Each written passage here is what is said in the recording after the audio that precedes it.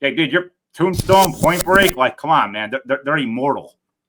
Thanks, brother. I know you never know what a movie's going to be like. You know, you do it, you know, and you want to be Robert De Niro, though. You know, like my friends were Jimmy Spader and Eric Stoltz, and that's who I was coming up with. Sean Penn and Robert Downey Jr. were all in the same movies and going to acting class with like Laura Dern and Meg Ryan, you know, Tony Edwards, and those people, and George Clooney and stuff. And those people just, I'm not those guys, Eric Stoltz, you know, I'm not those guys.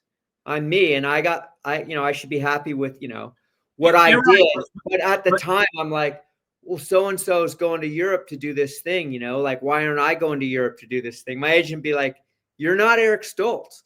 Yeah, but look at it, like, you're a different action beat, and that's not a slander in any way, but you and Eric Stoltz are just two different sides. Eric Stoltz is like a serious, down to earth. I think too serious of an actor, where like you're that guy that could kind of get thrown into anything and they can flip you. Like, I could, you're right. You're a bad guy in Point Break, like a badass. Like, I'm a bank robber, and I'm one of the muscle guys here that if something goes down, I'll put you down. Tombstone, you're part of the gang member. Then you flip over here to Chuck and, you know, Return of the Living Dead, and then you're over here as Cowboy, you know, in Grandview, USA.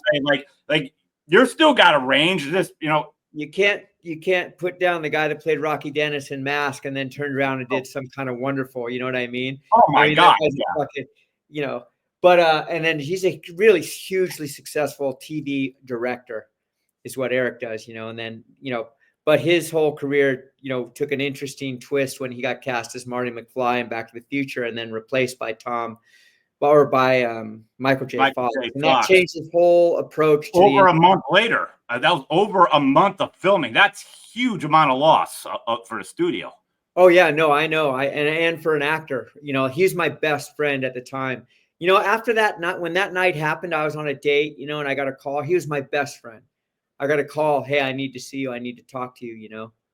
And I was on a date. I was like with this girl who was my girlfriend for years, you know, and we were just starting to get to know each other. It was kind of a big date. And I was like, I got to go. She goes, what? And I'm like, I got to leave. I got to go hang out with Eric. She goes, why? And I said, I can't tell you, but someday I will, you know. And I went out with Eric that night, and, you know, he was just devastated, as any young actor would be, because he knew, he's smart. So he knew what a big deal that was, just like, you know, what a big deal it was. And, we went spray painting on Sunset Boulevard. Yeah, I can't really tell you the stuff we said. Well, you know, we were meditating on what's your inner core truth? How do you feel? Yeah. What's going on? And that's what we would tag all over Sunset Boulevard, you know, by the chateau and on the bus stops and on the walls. And there was one security guard at the Sunset Plaza, Sunset Strip. This is in the 80s. And he saw what we were doing, you know, and so we had to escape and run from him for the next 2 hours, you know, like with our cans. It was so much fucking fun, and I'll never forget it. And I'll love Eric Stoltz my entire life. He was so generous and kind to me, you know, and such a great guy. So that's just a memory I cherish. I cherish that night, even though it was, you know, that's tough news for an actor. Do you think he knew that was coming? I think he might have suspected it, you know, like the director starts losing his temper and losing his patience with you, you know, and producers start swirling around. You're like, yeah, what's going on? Shitty feeling.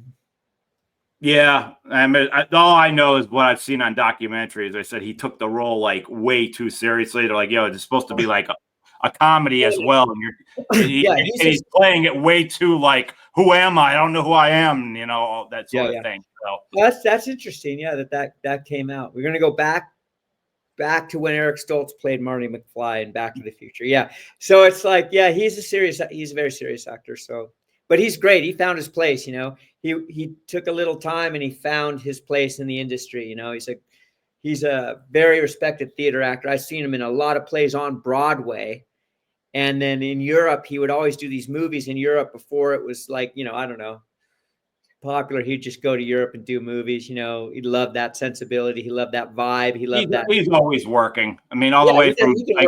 And then he became a director. He started doing AD work with Jerry Ziesmer or whatever. And then he did PA work. Like, Eric Stoltz, you're a movie star, you're a PA on this movie, you know. And then he was an AD, and then he became a director, a TV director, and he could do movies if you want to do. But he's still a great guy. Anyway, that's my little. I wouldn't say that's my claim to fame, but those are the 80s, man. My magic time in the 80s.